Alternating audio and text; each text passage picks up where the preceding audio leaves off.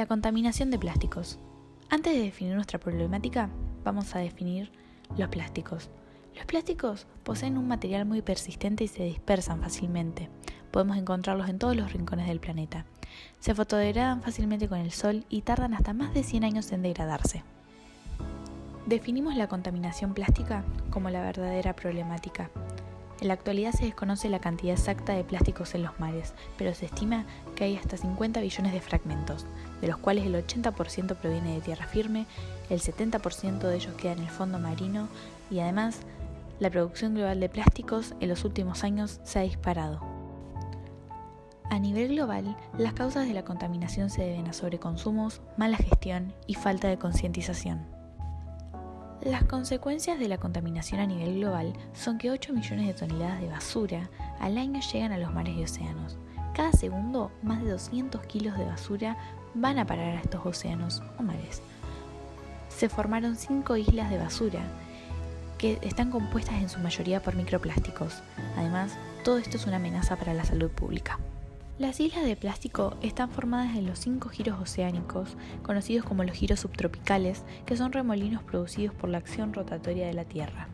Las 5 tienen un peso total de 270.000 toneladas y la más grande es la del Pacífico Norte, que tiene 3 veces el tamaño de Francia.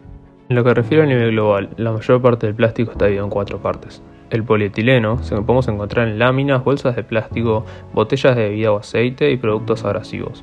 El poliéster lo podemos encontrar en envases, tanto de alimentos como de bebidas, pero más que nada en prendas de ropa.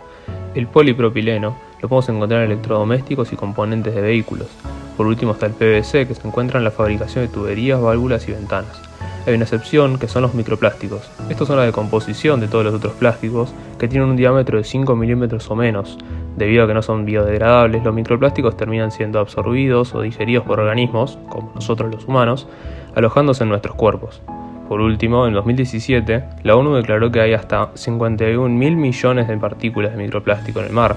Es decir, esto es altamente peligroso, ya que se pueden encontrar presentes tanto en alimentos como en el agua de la canilla.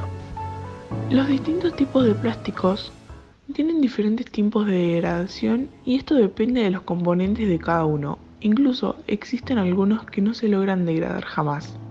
Nosotros buscamos información de algunos ejemplos.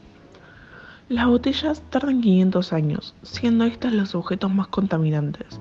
Los cubiertos 400, los sorbetes 100 y los vasos entre 65 y 75. La contaminación en Argentina afecta a suelos, agua y aire. ¿Y cómo influye el plástico en todo esto? Según nuestra investigación, dentro de 4 factores, en 2 está involucrado el plástico: la contaminación de agua y manejo y disposición de desechos sólidos. Por lo que podemos decir que en Argentina uno de los principales contaminantes es el plástico. Desde hace varios años se promulga el uso consciente del plástico y a su vez el reciclaje, ya que afecta a todo el país y principalmente a zonas turísticas. Además, cada 2 segundos el país produce una tonelada de basura, de la cual el 15% está compuesta por plásticos. Según las investigaciones que realizamos con nuestro grupo, las zonas más afectadas en la Argentina por la contaminación son los ríos, debido a que en estos la biodegradación es más lenta. Los ríos más afectados son la cuenca Matanza-Riachuelo, el río de la Plata, el río Paraná, el río Pilcomayo y el río Limay. En la cuenca Matanza-Riachuelo hay 10.000 toneladas de residuos por día. En el río de la Plata hay alrededor de 1 millón de kilogramos de productos contaminantes. En el río Paraná hay un promedio de 340 macroplásticos por cada 150 metros cuadrados y 5.000 microplásticos por cada metro cuadrado. En el río Pilcomayo, en los últimos años, la contaminación ha aumentado drásticamente. Y por último, en el río Limay, desde el 2017 la contaminación fue creciendo a pasos agigantados. A pesar de que Argentina no es un país muy desarrollado, tiene varios programas que ayudan a reducir la contaminación. El primero es el GEA, que se encarga de los residuos en la Argentina y su reciclado. Y el segundo es el Centro de Reciclaje de la Ciudad Autónoma de Buenos Aires, que es el primer centro de la Argentina que reúne 5 plantas de tratamiento de residuos y un centro educativo. También en Argentina hay organizaciones como Vida Silvestre y Greenpeace Argentina que lo que hacen es generar consentimiento y reducir la contaminación. Implementamos matrices de decisión para elegir la zona en la que vamos a brindar una solución a nuestra problemática. Los criterios que tuvimos fueron la abundancia de plástico, el impacto ambiental que iba a tener y la necesidad de reciclaje en el lugar fundamentalmente, ya que deseamos trabajar en un lugar donde no se había implementado ningún programa aún, por lo que la zona que se estableció fue el río Paraná. Muchos plásticos abundan en el río Paraná, todos abundantemente.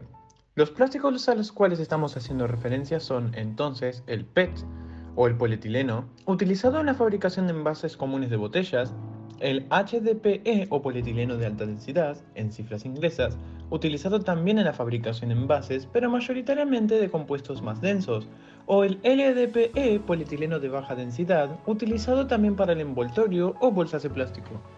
A raíz de la problemática, que es la abundante contaminación de plásticos, hemos realizado una amplia búsqueda de soluciones. En dichas soluciones se encuentra el proceso de filtrado de microplásticos en agua, como también el proceso de filamento, el cual consiste en la reutilización del plástico, revirtiendo el proceso de envasado. O podemos apostar por algo mucho más factible, como puede ser la fabricación de coladrillos amigables al ambiente. Nuestra solución es un ladrillo de plástico hecho a base de polietileno reciclado fabricado por medio de inyección. Este método proporciona una buena estabilidad dimensional a la vez que permite mediante un cambio de molde la fabricación de distintos modelos. A diferencia de los ecoladrillos tradicionales, los de botella, los ecoladrillos de inyección presentan numerosas ventajas de las cuales podemos destacar. Primero, no requieren de amarras adicionales en el momento de su instalación. También, gracias a su geometría, no requieren de material extra para llenar los huecos que inevitablemente se producen al apilar botellas. Y por último, su bajo coeficiente de dilatación térmica no pone en riesgo la estructura.